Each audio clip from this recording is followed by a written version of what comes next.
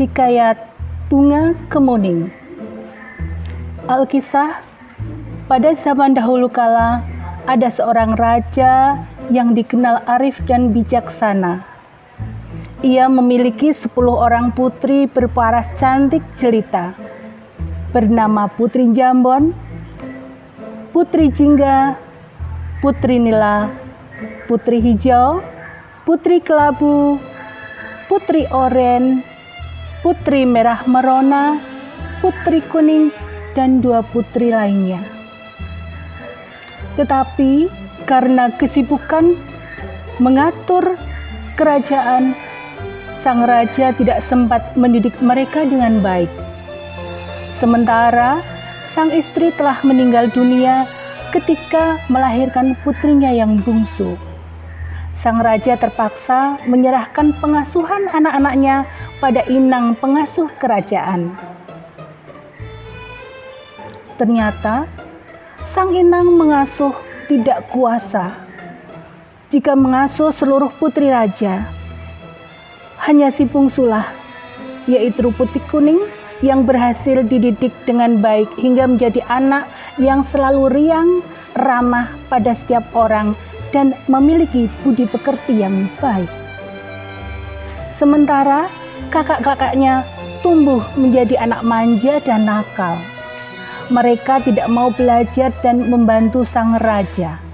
Setiap hari, kakak-kakak Putri Kuning kerjanya hanya bermain di sekitar danau atau bertengkar memperebutkan sesuatu. Suatu hari, sang raja hendak berkunjung ke kerajaan lain dalam rangka menjalin silaturahmi. Untuk itu, ia mengumpulkan seluruh putri-putrinya. Kepada mereka, sang raja berkata, "Aku hendak pergi ke kerajaan lain selama beberapa minggu. Kalian ingin buah tangan apa dari aku?" Tanpa menimbang-nimbang lagi, si sulung, yaitu Putri Jambon, berkata, "Aku ingin perhiasan yang paling mahal." Permintaan yang hampir sama, serupa mahal dan mewahnya, juga diajukan oleh adik-adiknya. Hanya Putri Kuning yang mendekat, kemudian memegang lengan ayahnya sambil berkata, "Aku hanya ingin ayah kembali dengan selamat." "Sungguh baik perkataanmu, wahai putriku. Mudah-mudahan saja aku dapat kembali dengan selamat dan membawakan hadiah yang indah untukmu," ujar sang raja. Singkat cerita, setelah sang raja pergi, kelakuan anak-anaknya malah menjadi semakin nakal dan malas. Bukannya bersedih, mereka merasa gembira karena selain sang raja, di seluruh kerajaan tidak ada yang berani melarang. Kesempatan ini mereka pergunakan untuk membentak dan menyuruh para inang pelayan sekehendak hatinya. Para inang pun menjadi sibuk sehingga tidak sempat membersihkan taman istana kesayangan sang raja. Melihat hal itu, Putri Kuning segera mengambil sapu dan mulai membersihkan taman kesayangan ayahandanya. Dedaunan yang kering dirontokkannya,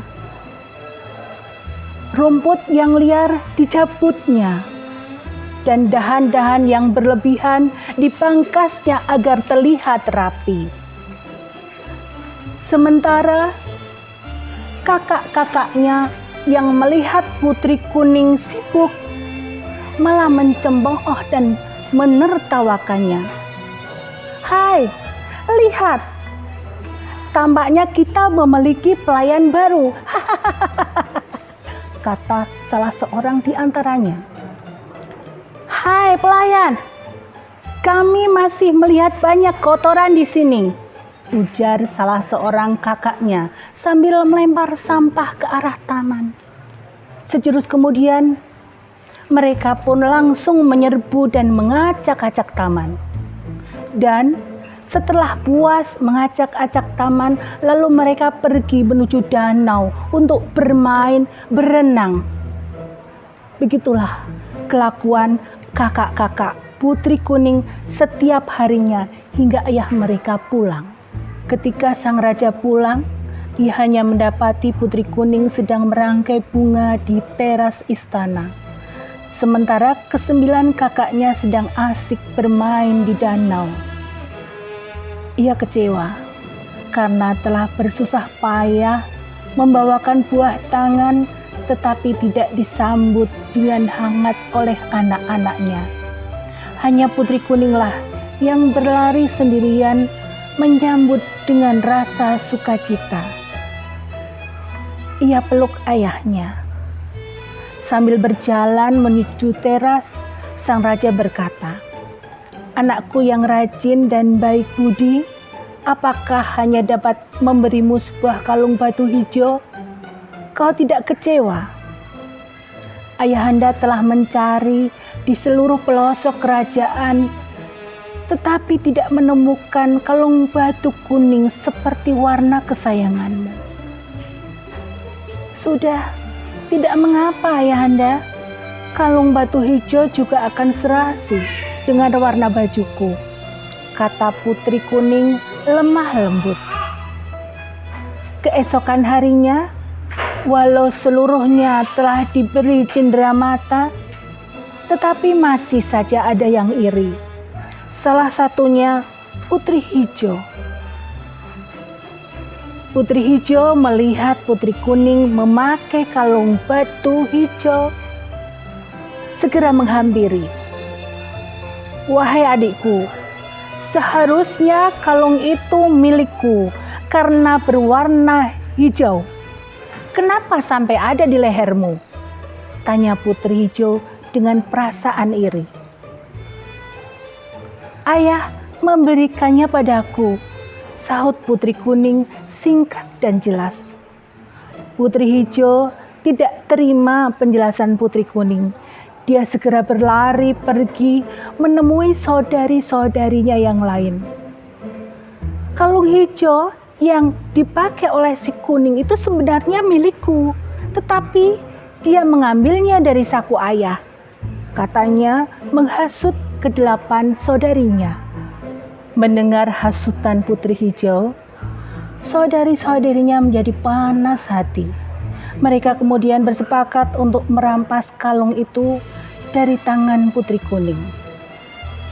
Kesembilan adik-adik lalu bersama menemui Putri Kuning. Setelah bertemu, mereka langsung memaksa Putri Kuning untuk menyerahkan kalungnya. Tentu saja Putri Kuning menolak, dan akhirnya terjadilah perkelahian sengit hingga kepalanya terkena pukulan dan Putri Kuning meninggal saat itu juga. "Hai, dia meninggal!"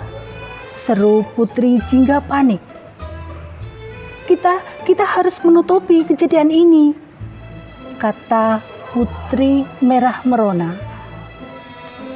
"Kalau begitu, kita harus cepat menguburkannya agar ayahanda dan seisi istana tidak mengetahui kejadian ini," kata Putri Jambon kepada saudari-saudarinya. Sepakat dengan sang kakak, mereka pun lantas beramai-ramai mengusung jasad Putri Kuning untuk dikuburkan di tengah taman istana. Bersama jasad sang Putri Kuning, turut pula dikuburkan benda yang menjadi bahan perebutan, yaitu kalung batu hijau. Benda ini dikuburkan sendiri oleh Putri Hijau yang memicu ada pertengkaran dan perkelahian dengan Putri Kuning.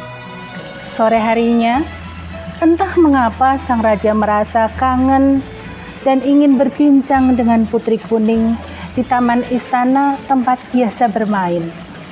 Namun, karena tidak menemukannya, dia lalu memanggil para putrinya yang lain untuk menanyakan keberadaan adik bungsu mereka.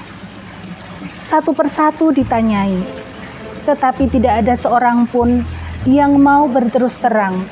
Mereka memilih tutup mulut dan pura-pura tidak mengetahui di mana keberadaan Putri Kuning.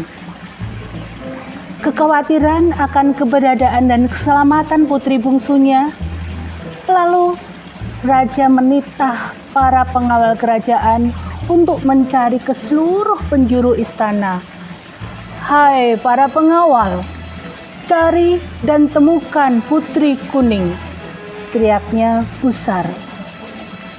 Pencarian Putri Kuning selama berhari-hari hingga berminggu-minggu di seluruh penjuru istana tentu saja sia-sia belaka, karena telah dikubur sangat rapi oleh saudari-saudarinya, hingga tidak ada yang bisa menyangkalnya. Hal ini membuat sang raja menjadi sedih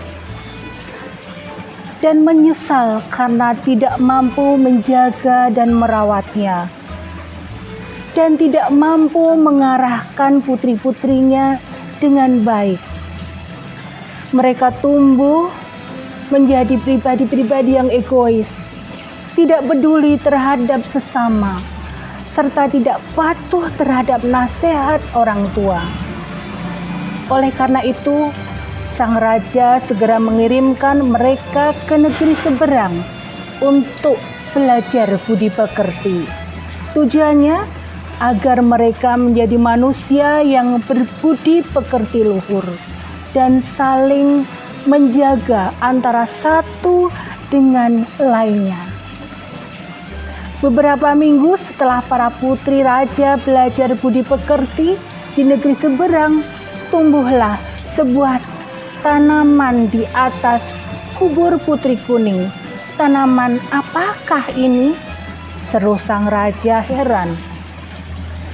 "Batangnya bagaikan jubah Putri Kuning, daunnya bulat, berkilau bagaikan kalung batu hijau, sementara bunganya putih kekuning-kuningan dan berbau sangat wangi. Tanaman ini mengingatkan pada Putri Kuning," kata sang raja.